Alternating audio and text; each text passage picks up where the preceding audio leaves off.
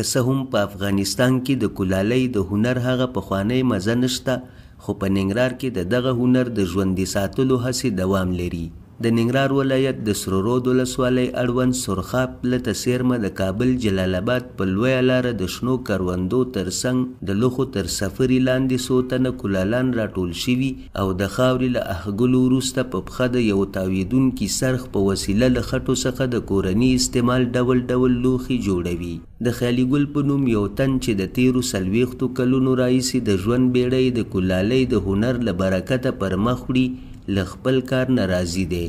نوموړي مشال راډیو سره په خبرو کې وویل: کابل ته وړي، بس مثال د خبرې لوګر ته وړي، مثال د خبرې غزني ته وړي، او دلته جلال آباد ته مثال کابل ته یو کابل غواړي. یو تنځوان امانت خان چې د خټینې ګلدانۍ په جوړولو بوخت دی وایي چې دوی د کورني استعمال ډول ډول لوښي جوړوي او خلک یې په علاقمندۍ سره اخلي. ولا دلته چې دی را ګلدانیان ډېر جوړوو، نن سبا د ګلدان باغ چې دی ډېر دی، او بل دا د اوبو ترموزونه دي، جیکونه دي. خیالي ګل له دولت نه غواړي چې د کولالۍ د هنر د پرمختګ لپاره دې ورته اسانتیاوې برابرې کړي. دولت نه موږ دا غوښتنه کوو چې دغه لږ ذره موږ ته دا ماشین یو شی جوړ کړي که نه، چې مثال برق یا یو شی چې دا په هغه باندې وچلېږي که نه، دا پوښې وهلو نه به موږ بچ وو. او نور دغه غواړي چې وروره ګل یو ځای بس یو برنډه یو مثال وګوره دا د لوښي چوپیاره کې ناست وو که نه، نور ځای موږ نه لرو چې دا یو مال سنبال کړو او چېرته کېدو که نه. بل خوا د ننګرهار مرستیال والي محمد انیف ګردیوال وایي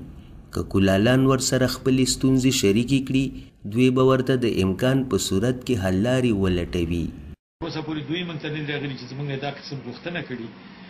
ولې که غوښتنه وکړي موږ به مسؤلین راوغواړو، ښاروالۍ سره به کښېنو، نور مسؤلین د دوی چې دي چې هغوی څوک برخه کې څه همکاري کولی شي، خو د دوی خوند و مزه په همدغه کې ده چې خپل لاسي صنایع دي باید په هغه لاسي څه رقم جوړېږي ډېر ښکلي باید هغه رقم برابر. درسته مشینرۍ په حساب باندې زه نه پوهېږم چې د دې به څه رقم مشینري او څوک یې ورکوي په څه قسم باندې، دا به موږ وغږېږو، خو تر اوسه پورې د دوی د خوا نه موږ ته څه مراجعه د کولالانو د خوا نه ده شوې. د یادولو ده چې د افغانستان د سوداګرۍ او صنایعو وزارت څه موده وړاندې په یوه خبرپاڼه کې ویلي وو چې د کلیوالي صنعت د پراختیا لپاره یې هڅې پیل کړي چې د کولالۍ هنر ته به هم وده ورکوي. تر اوسه لا دا دقیقه نه ده چې د افغانستان په کچه د کولالانو شمیره څومره ده،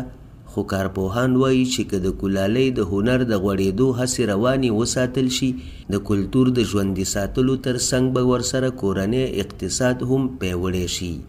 باز محمد عابد، مشال راډیو، جلال آباد.